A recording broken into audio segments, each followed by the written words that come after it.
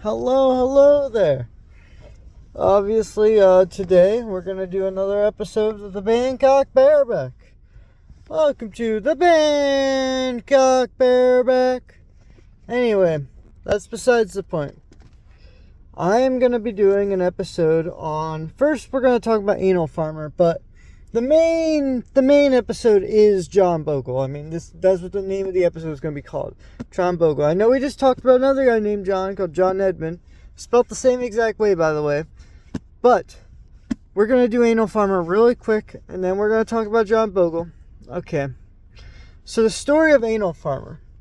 For those of you who don't know who Anal Farmer is, he was a degenerate stock trader, basically. Apparently, he started with $100,000 in business, and he increased his stock portfolio with 2 trades to $700,000. He got a little greedy, though. Obviously, he already had $700,000 when he got his second trade, but his third trade, he decided to really do something really stupid. He decided to get puts. Oh my fucking god. He decided to get puts on the S&P. The S&P, so he could, it would go down, but it'd be like leveraged. So he could decide to like bet against the S&P basically by doing that. And then he lost like half of his value. And he lost another trade. He went down to 50,000. So he had half. Okay, you think now he wants to invest in an index after losing half his initial investment, all these trades.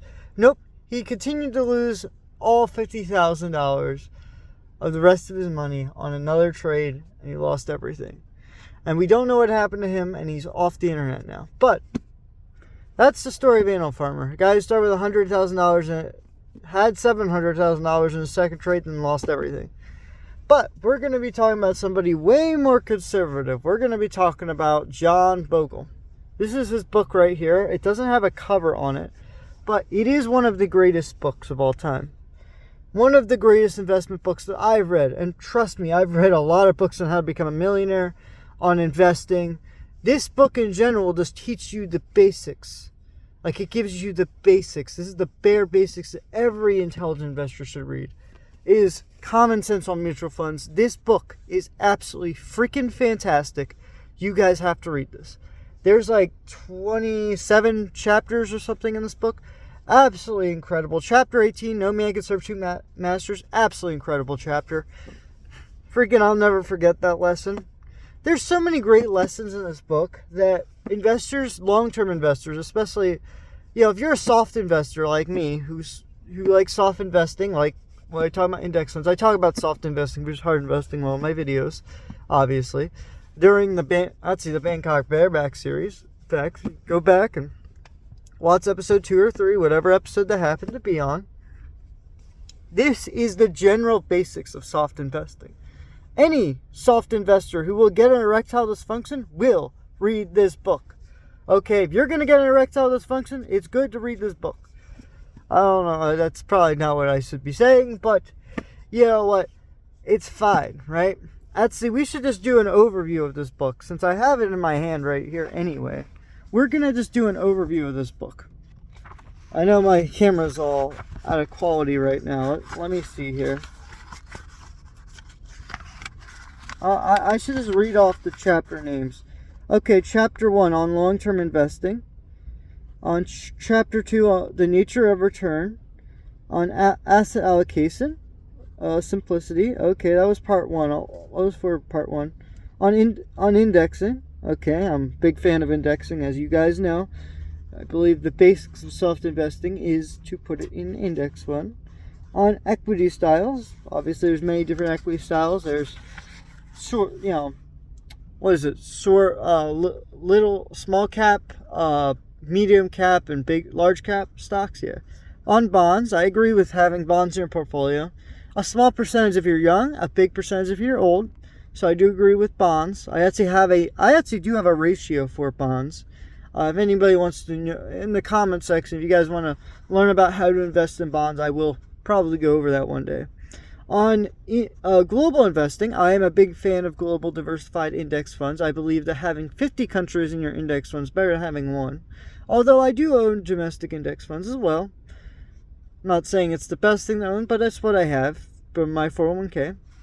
On selecting superior funds, let's be honest, selecting superior, it's so much harder to find a fund that beats the returns. And then and chapter 10 is called the reversion of means. Okay. Meaning that if a fund beats the stock market, it will revert back to the mean of the normal, even lower returns. In fact, it will probably average out just like the average person in the stock market. Okay, that's what reversion of mean sort of means. On investment relativism, I don't exactly remember what that was. On asset size, because when a fund goes too big, if they're marketing themselves too much, they become too big, and then they can't grow legitimately anymore. They can only grow by adding more clients. On taxes, make sure your portfolio is not the active side of investing.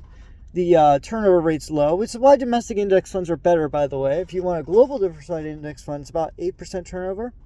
Domestic one's about 4%. So I do recommend a domestic index fund depending on which country you live in. Obviously, the United States is the exception rather than the rule. On time, basically, there's the tyranny of compounding, or it could be the magic of compounding, depending if you have big enough fees or low enough fees. On principles, on marketing, of course, marketing your funds. On technology, on directors, no man can serve two masters. Again, absolutely fantastic chapter 18.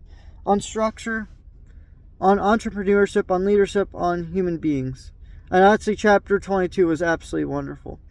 That last closing chapter made me laugh, really. That was a really funny chapter. But what I will say is chapter 18, now, I understand that part 4 is basically for fund managers, not mainly for investors.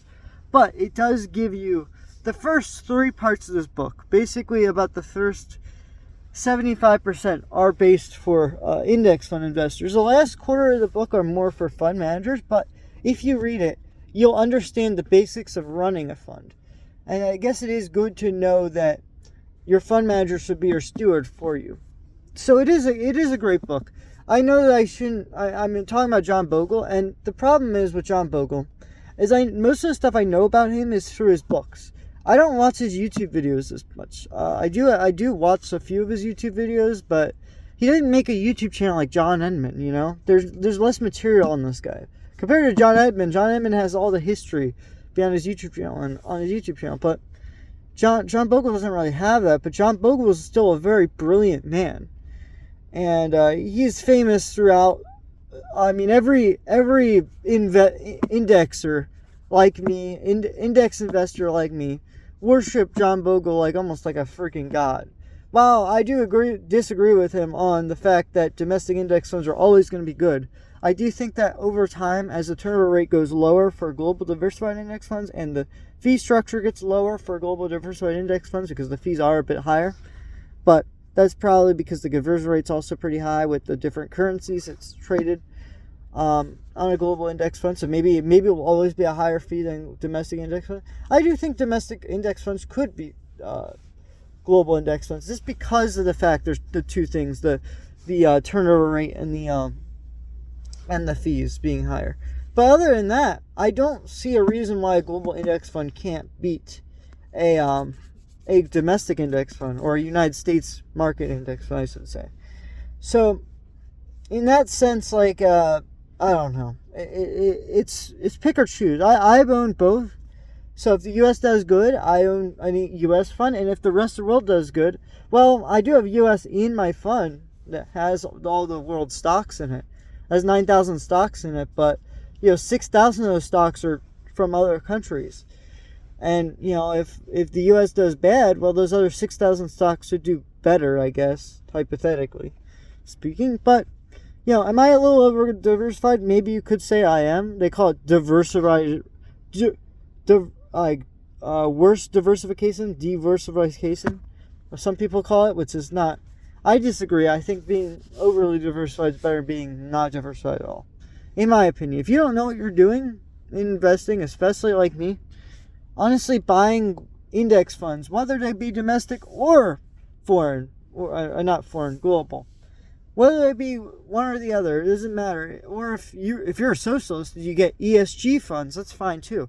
I hate the idea of being a socialist and having ESG funds, but if there's a socialist out there who's watching this YouTube channel who cares more about the environment or socialism or groups of people, ESG funds are there for socialists in case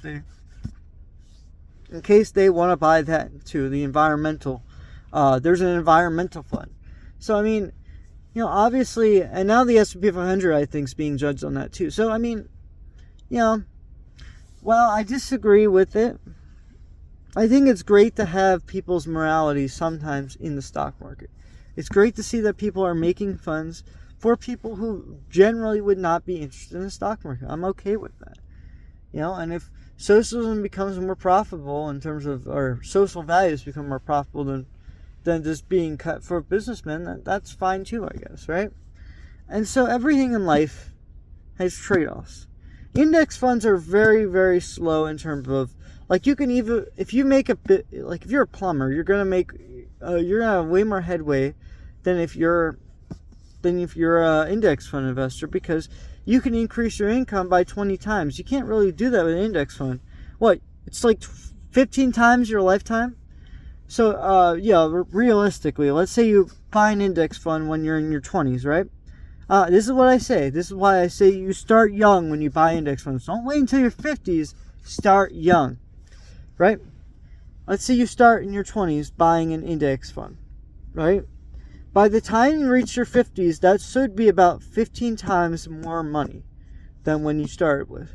If you would have waited a whole decade, though, you would have decreased your return by 7 times. So there are only 7 times the money. If you wait another decade, which would be in your 40s, let's say you were in your 30s when you started investing, you would cut your return by half. If you're in your 40s, now you only have 4 times the amount that it will become, basically. That $1 will only turn to 4 by your retirement date in your 50s. So you need to really pay attention to the time value of money. And if you're in your 30s, you're already behind. Sadly, that is the case. But it's better to start than never, in my opinion. And if you have a high income, and you focus more on getting your income than investing, that is perfectly okay. But if you don't have a high income and you're in your 30s, it's going to be extremely difficult for you to retire. If you're in your 20s and you're making $40,000 a year, you better be putting, 10 to 20% at least in retirement. I don't know the actual percentage. I'm not very good with actually coming up with good percentages for people to afford life, especially if you're really focused on paying rent and paying the bills. Okay, don't worry so much about retirement. Just try to get the employer match. If you have an employer match at my company has an employer match. Get the employer match and forget about everything else, right? Just don't focus on investing. Focus about paying the bills until you get a higher income. Which, by the way, in the next few months, I should be able to get a higher enough income where I could put 25% down on index funds, which is my goal in my mid-20s, is to do that. So, I mean, eventually, when I get into my mid-20s, I should be making about $55,000, even more than that, maybe even $100,000, depending on how fast I do with this job. I'm actually pretty naturally good at it now that I've trained myself to do it. And I'm going to talk to my, getting a job interview. I'm very excited for this new job opportunity I'm going to get. I can't wait to boost my income so I could buy more index funds that John Bogle advocates for. Even though John Bogle was not a big global fund guy, I am. I think that because, think about it, how are we only 5% of the world's population, yet we're 25% of the world's economy and 60% of the world's equities in the stock market? No, that's going to change. We're going to be like 40% of the world's equities based on the current projections of our wealth growth. And then we're only going to be maybe 20% of the world's economy. We're still going to remain 5% of the world's population, and I highly doubt that's going to change very much. Especially with the deportations, we actually might decrease in population, sadly. Which, I hate the fact that we are decreasing in population. We need to increase those numbers, especially get some immigrants over here and start working. But, considering that the government has said we don't need the low class of society to start farming, I'm like, okay, then just Try to convince Americans to farm. They're not going to do. They're too lazy. But considering that we got a bunch of lazy Americans here, and I do think Americans are pretty lazy. Not gonna lie, there's a reason why the most farmers, I think, come from overseas. I could be wrong on that.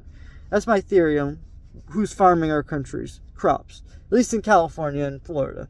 I think most of those guys come from other countries. If you're talking about Iowa, yeah, I think most like random white people are probably farming in Iowa. But in Florida and California, like the places where they need the crops the most, it's probably farmed from like other countries like Guatemala and Mexico. I could be wrong. I don't know. I don't know the average demographic of farmers in the country, but I assume about half of them are probably from other countries. And I don't think it's a good idea to deport people just because they don't have the right paperwork. I think if they're willing to work hard to feed us, it is in our best interest to just keep them here. But obviously, I shouldn't be talking about deportations in a John Bogle video, sorry. But yes, John Bogle is a brilliant man. He was the one who created one of the first publicly traded index funds. He wasn't the first one to create an index fund. There was actually John McDonald who did that. John McDonald created the first index fund, but it failed somehow. And then John Bogle took the ideal from John McDonald and made it better. He amplified the algorithm to make it so much better. And the fact that he did that, if it wasn't for him, index funds would probably be 5 years 5 years behind what they are today. So John Bogle amplified the index industry, definitely. Someone would have definitely came up with it, but yeah, John Bogle created world's first index fund for the entire time he's been advocating for it. And he uses simple charts to explain why an index fund is always better than an actively managed fund, why it's better than stock picking, why it's better than 90% of stuff you do in the stock market. It's better than that because it has low turnover, low fees, low taxes. There's everything about an index fund that's so much good. I mean, obviously global funds are a little bit the opposite. They don't have the best turnover, they don't have the best fees, but considering the U.S. stock market's going to have less equities, percentage-wise, than the rest of the world, I consider buying global index funds. That's what I recommend. If we have a Japan scenario where our index is basically flat the entire time, then, it is a good idea to buy a global index because there's going to be at least one country that goes up, in my opinion. Whether it be China or some other random country, whether it be the European Union that decides to unify, I don't know who's going to unify or who's going to be in the next world superpower. I can't predict that. But what I can do is buy everything, and so if any prediction comes true, I own a little bit of the piece of that prediction. At least publicly traded companies, not the private companies. But you get what I'm saying? So anyway, while I agree with John Bogle on 90% of the stuff he says, and especially with comes to buying a random index fund like a U.S. total market index fund, I disagree with him on being so skeptical in foreign stocks. He does advocate for 20% foreign stocks if you really must have it, but in my opinion, it should be a little bit higher in your portfolio. In fact, I think VT is a perfect ratio already with 6% U.S. and 40% global, but it's going to go up more if global decides to beat U.S. in the future. Who knows? Anyway, I hope you enjoyed this episode of the Bangkok Bareback. John Edmund, of course, the story of Anal Farmer. I hope you enjoyed it. The story of Anal Farmer. It was a great story. Goodbye.